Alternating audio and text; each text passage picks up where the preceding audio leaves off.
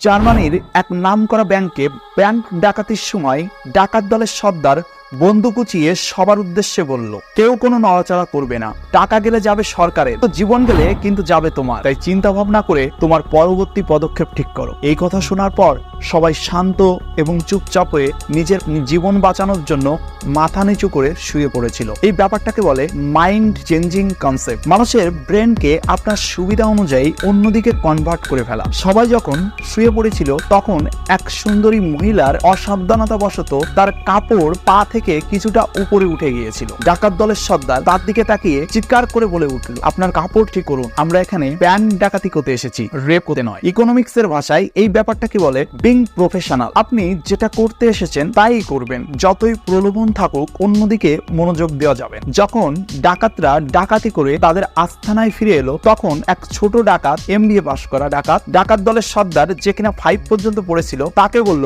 বস চলুন টাকাটা গুনে ফেলি। ডাকাত দলের সর্দার মুস্কি হেসে বলল, তার কোনো প্রয়োজন নেই, একটু পরে টিভি ছাড়লেই নিউজ চ্যানেলগুলোতেই বলে দেবে আমরা ঠিক কত টাকা ডাকাতি করে নিয়ে এসেছি। এই ব্যাপারটাকে বলে এক্সপেরিয়েন্স, অভিজ্ঞতা। যে গতানুগতিক সার্টিফিকেটের বাইরে যেও কাজ করতে পারে, ইহা তার একটি উৎকৃষ্ট প্রমাণ। ডাকাতরা চলে যাওয়ার সাথে সাথেই ব্যাংকের কর্মচারী ব্যাংকের ম্যানেজারের কাছে ছুটে এসে বলল, স্যার তাড়াতাড়ি চলুন, পুলিশকে ফোন করে দিই, এখনই ফোন দিলে ওরা বেশি দূর যেতে পারবে না, ওদেরকে ধরা যেতে পারে। ব্যাংক ম্যানেজার কর্মচারীকে থামিয়ে দিয়ে বলল, ওদেরকে আমাদের জন্যই এই 20 মিলিয়ন টাকা নিয়ে যেতে দেওয়া উচিত, তাহলে আমরা যে 70 মিলিয়ন টাকার গড়মিল করেছি তাই ডাকাতির ভিতর দিয়ে চালিয়ে দেওয়া যাবে। এই ব্যাপারটাকে বলে সুইম উইথ দ্য টাইড, নিজের বিপদকেও বুদ্ধি দিয়ে নিজের সুবিধা হিসেবে ব্যবহার করা। কিছু সময় পরেই টিভিতে রিপোর্ট আসলো, ব্যাংক ডাকাতিতে 100 মিলিয়ন টাকার ডাকাতি ঘটেছে। ডাকাতরা সেই রিপোর্টটি দেখে বারবার টাকা গুনে 20 মিলিয়নের বেশি পেলই না। ডাকাত দলের সর্দার রাগে ক্রুদ্ধ হয়ে বলল,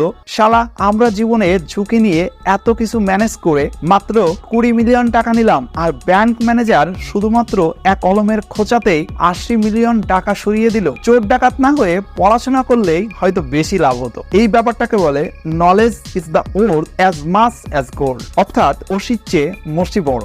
ব্যাংক ম্যানেজার হাসছে, কেননা তার লাভ 80 মিলিয়ন। 70 মিলিয়ন টাকার গড়মিল করেও সে আরো 10 মিলিয়ন টাকা নিজের পকেটে ঢুকিয়ে ফেলেছে। এই ব্যাপারটাকে বলে seizing the opportunity, daring to take risk, অর্থাৎ সুযোগ থাকলে তাকে কাজে লাগানো। তাহলে এই ডাকাতিতে লাভটা কার হলো? উত্তরের অপেক্ষায় রইলাম। অবশ্যই কমেন্ট বক্সে আপনার মূল্যবান মতামতটি লিখবেন। ভালো থাকবেন, নমস্কার।